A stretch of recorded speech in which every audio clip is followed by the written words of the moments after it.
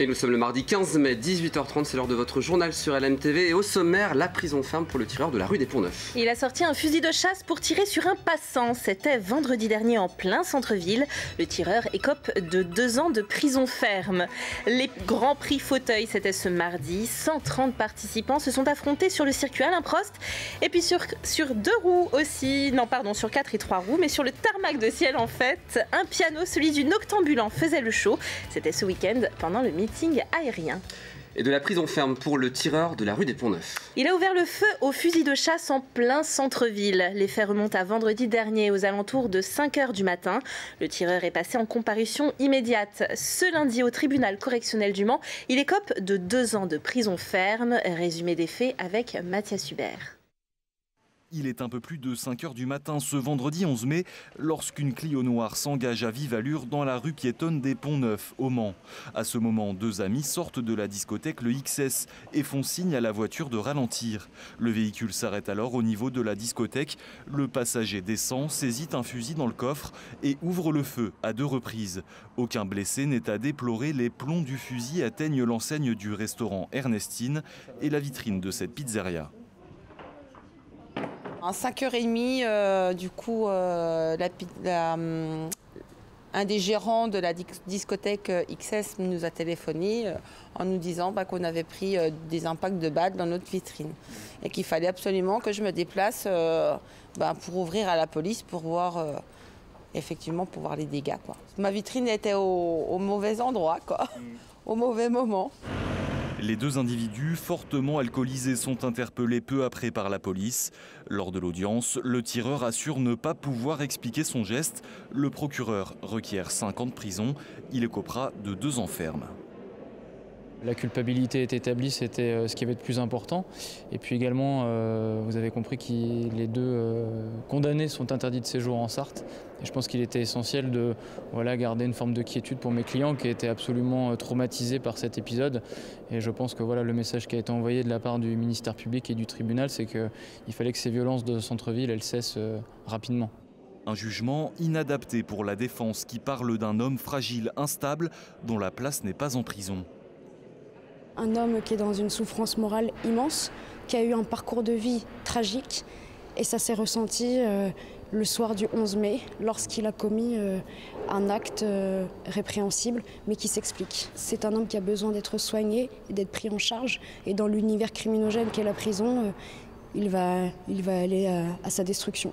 Dans les rues du centre-ville, on évoque les autres faits divers de ces derniers mois.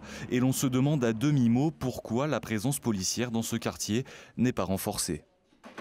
Et Diane, le trafic des trains a été fortement perturbé ce matin au Mans et dans la région. Avec une cause plutôt surprenante pour cela, la disparition des clés pour le démarrage de 6 TER en gare du Mans, de quoi impacter tout le trafic régional. Le retour à la normale s'est fait progressivement à partir du début d'après-midi. 1500 voyageurs ont été impactés selon l'entreprise publique.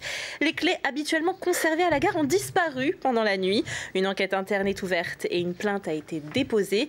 La SNCF ne fait pas de lien avec le mouvement social en cours, mais évoque un acte de malveillance. La piste interne serait privilégiée.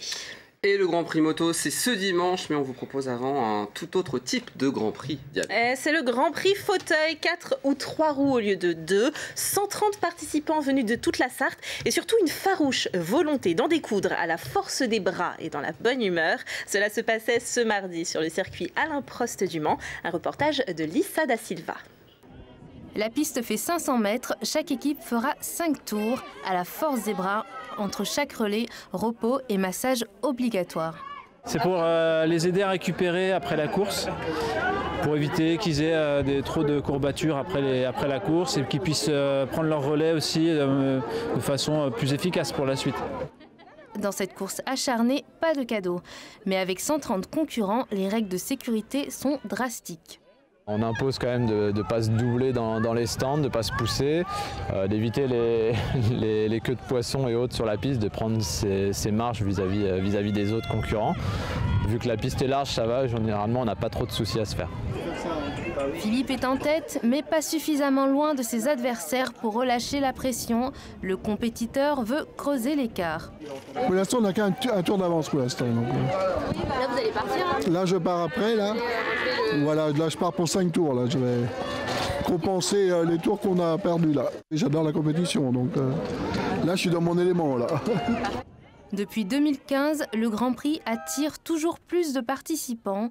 Une journée de compétition ludique pour dépasser le handicap. L'idée, c'était de créer une course pour les personnes handicapées, parce que nous, en tant que valides, on peut faire beaucoup de courses sur les circuits notamment et autres. Et là, moi qui travaille avec eux au quotidien, je trouvais que ça manquait d'événements vraiment proprement parlé pour eux, où on ne se mélange pas forcément pour une fois avec les valides, c'est vraiment que pour eux qui sont mis en avant. Et donc là, voilà, le but, c'était de mettre en avant le handicap et leur capacité. Et là, c'est une course qui leur permet de faire avec leur fauteuil électrique de tous les jours, justement, de se mesurer les uns aux autres. Et un peu aussi face aux valides, mais pour ces derniers, c'était pour une fois plus difficile. Et bien, on va parler d'une drôle de machine que le public sartois a pu découvrir ce dimanche sur l'aérodrome du Mans. C'était le ciel en fait, mais à terre, il y avait aussi de l'animation. On pouvait voir évoluer le piano-octambulant, objet roulant et musical non identifié, imaginé par Guillaume Fournier, directeur artistique du festival Piano-Octambule. Entre démonstration de voltige et baptême de l'air, une découverte de Laure Girard. Pendant que certains osent un baptême de l'air, d'autres tentent un baptême de piste d'un tout autre genre.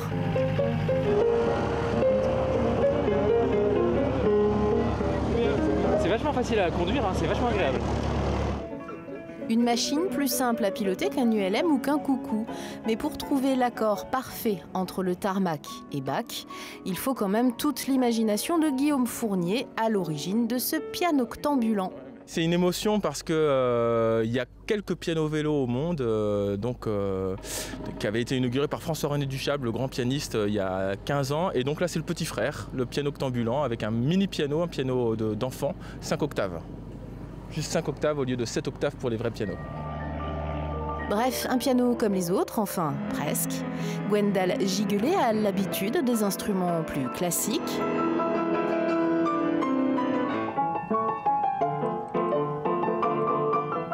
Mais il n'a mis que quelques minutes à s'adapter à l'engin et à trouver comment actionner la pédale forte. On s'installe comme ça, à pouce, voilà, avec soit le bout du genou, soit un petit peu comme ça. Et quand on... Là, je la mets pas. Et là, elle est enclenchée. Voilà.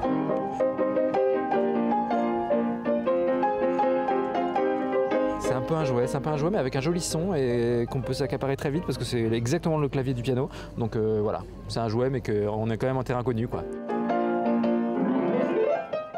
Loin d'être un simple gadget, ce piano-octambulant a pour vocation de voyager, pour commencer dans le Mans, à la rencontre de publics d'habitude éloignés de la musique.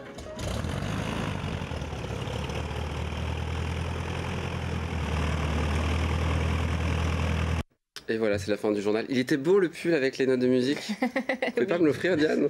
Si je le trouve, je suis pas sûre. Merci. Dans un instant, c'est la météo présentée par Maxime Olbert. Et puis on se retrouve avec nos invités du Face à la Rédac, Gilles Leproust et Bastien Chrétien. À tout de suite. 18h15 cette semaine avec l'entreprise Malherbe qui vous accompagne au Mans depuis 1905.